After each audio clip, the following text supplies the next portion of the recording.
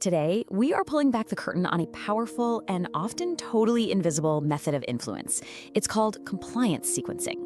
Think of it as the architecture of surrender. And trust me, once you see how it works, you'll start noticing it, well, everywhere. You feel obligated to agree to a major demand even though you know you shouldn't. Why did the decision stop feeling like a choice and start feeling like an inevitability? This is the dark psychological paradox of compliance sequencing, a calculated method that prepares your mind for surrender. You see, that feeling that it's an unstoppable conclusion, that's not an accident, it's a design. So that's the big question we're tackling today. How does a choice, something that should be an expression of your free will, get methodically twisted into an act of surrender? We're going to break down how skilled manipulators can turn your decision-making into a predictable, almost mechanical process of agreement. It's a subtle but incredibly effective form of psychological engineering. All right, here's our roadmap. We'll start with that strange paradox of the inevitable yes. Then we'll define the architecture of this whole method and break down the four-stage mechanism that makes it tick. We'll look at the game being played from both sides, and then, most importantly, we're going to get into how you can break the chain and take back your power of choice. Okay, first up, the paradox itself. This is really the heart of the matter. It's that internal battle, right? Your rational brain is screaming one thing, but there's this powerful, almost magnetic pull drawing you toward compliance. It's that feeling when what you know you should do is at war with what you feel you have to do. Now, here's what's absolutely crucial to get. Compliance sequencing is not about persuasion. It's not one brilliant argument that wins you over. It's about building cognitive momentum. Think of it like a snowball. That first tiny yes is so easy to give, it's almost nothing. But then it starts rolling, picking up speed, gathering more agreements, and before you know it, that final yes isn't a choice anymore. It's a psychological avalanche. And by that point, it just feels way too big and way too fast to stop. So if this thing is a system, it must have a blueprint, right? So let's pull back the curtain and actually look at the architecture of this surrender. Because believe me, none of this is random. It is a carefully engineered process. Let's just chew on these words for a second. Systematic. That means it follows a predictable, repeatable pattern. Interlocking. The psychological tricks don't just stand alone. They actually reinforce each other, making the whole trap stronger. And maybe the most important word here is engineer. This isn't just a smooth conversation. It is a deliberate construction. And make no mistake, this is an advanced technique. You see this stuff in really high-stakes scenarios. Think intelligence agency recruitment or the indoctrination methods used by cults. And here are the tools of the trade. A skilled operator doesn't just pick one, they layer them. They might kick things off with reciprocity. You know, that deep-seated urge we have to repay a favor, which they'll trigger by giving you some small, unsolicited gift. Then, they'll leverage commitment and consistency by getting that first small yes, tapping into our powerful desire to stick with our past decisions. Later on, they might bring in authority, citing some expert to make their request seem legit, or social proof, making you feel like, hey, everyone else is doing it, to pressure you into conforming. See how each step builds on the last? It's the sequence that gives it its power. And that right there, that is the ultimate goal. The whole process, from start to finish, is designed to do one thing: systematically dismantle your critical thinking. It works to make compliance feel like the only logical, the only consistent, and the only socially acceptable path forward. So when that final big request finally drops, your rational mind, it's just not in the driver's seat anymore. The path has been paved, and the destination is surrender. Okay, so how is this trap actually built? Let's deconstruct it piece by piece. We're going to walk through the four distinct stages that a manipulator uses to build this whole architecture of surrender. Here they are, the four phases. It all starts with the initial investment. That's the setup. Then comes momentum building. That's the escalation. This leads to the psychological lockdown, the point of no return. And it all ends with reinforcement, the feedback loop that gets you ready for next time.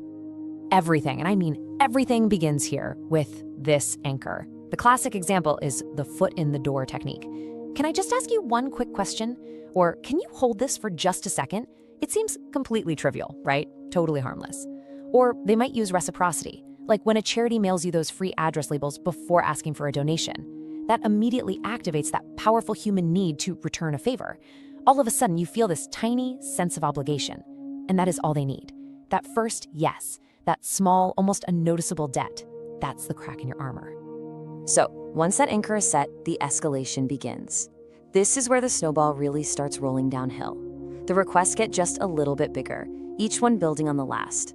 You agree to put a tiny sticker on your car, so what's the harm in a small yard sign? You answered one simple question, so a 5-minute survey isn't a huge leap, is it? And this is where our own psychology starts to work against us. We are hardwired with this deep, deep need to be consistent. To say no now would create an internal conflict. It would feel like admitting our first yes was a mistake, and our brains absolutely hate that feeling. And that feeling, that awful internal conflict, it has a name: cognitive dissonance. This is the engine that drives this entire process. When your actions, saying yes over and over again, start to contradict your inner belief that you should probably be saying no, your brain experiences this kind of psychological static. It's an intense discomfort, and it craves a resolution. And what's the easiest, quickest path to end that stress? Just say yes one more time. Compliance actually becomes a form of self-medication. It's a way to quiet the internal alarm bells that the manipulator intentionally set off.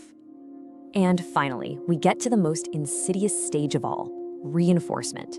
After you finally caved and complied with a major demand, what's the main emotion you feel? It's usually not anger or resentment. It's relief. The pressure is finally gone. The internal conflict is over. And that feeling of relief acts as a powerful psychological reward. It literally reinforces the entire compliance pathway in your brain. It teaches you that surrender is a solution to this kind of stress. And that, well, that makes you a perfect target for the exact same sequence next time. So we've seen how it works. Now let's dig into why it works. We're going to look at the psychological drivers of both the person setting the trap and the person walking right into it. This really lays out the psychological mismatch at the heart of this entire game. Look at the manipulator's side. Their motivation is all about efficiency and reducing risk. Making a big direct request is risky. You might get a no. This sequence breaks it down into low-risk steps where the final yes is almost a sure thing. Now look at our side, the target's vulnerabilities. These are all deeply human. We have a powerful need for our actions to be coherent. We want to avoid the stress of dissonance, and we're suckers for the sunk cost fallacy, that feeling of, well, I've already come this far, I can't back out now.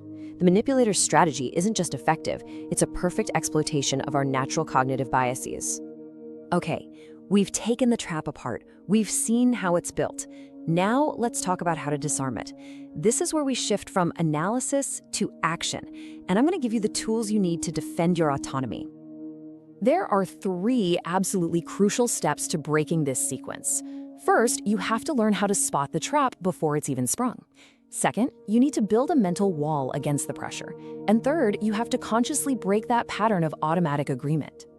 Your defense starts with one thing: awareness, specifically vigilance. You have to start auditing the little interactions in your day. When someone offers you an unsolicited favor or makes that one seemingly tiny request, you have to pause and ask yourself a critical question.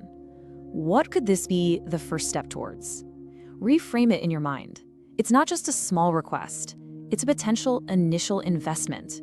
That simple act of consciously labeling the tactic is the first and honestly the most important step to taking back control. This right here, this is your defense. This is your internal barrier. The moment you feel that pressure to comply building, when you feel that cognitive dissonance kicking in, I want you to repeat this phrase to yourself. It's like a mental fire break. It gives you permission to be inconsistent. It's a reminder that you are not a machine just executing a program based on past inputs.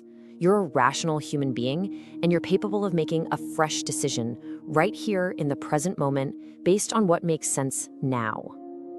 And here's the final decisive action: the cognitive audit.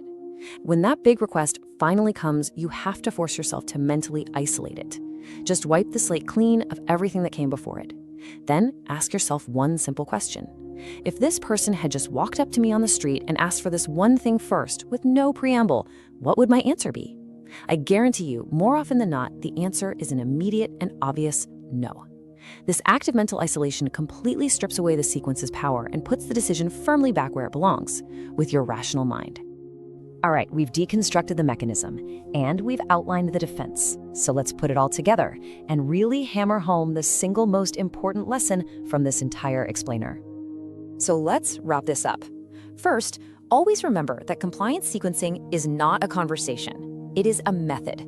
It's a step-by-step process engineered from the ground up to guarantee automatic obedience by making yes feel like the path of least resistance. Second, understand that this method works by turning your own mind into the engine of your surrender.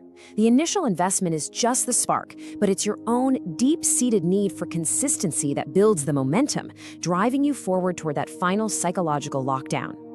And all of that leads us to the final and most empowering conclusion. Awareness breaks the loop. This entire elaborate structure is built on the foundation of that first, tiny, seemingly harmless step. By learning to identify that initial investment and just disrupting the sequence right then and there, you assert the power of your present rationality over your past compliance. The entire chain of dominoes can't fall if you simply refuse to touch the first one. So, I'll leave you with this question. The next time you feel that pressure building, that momentum pulling you toward a yes you really don't want to give, which will you choose to obey? The ghost of your past compliance or the power of your present rationality? The choice, as always, is yours.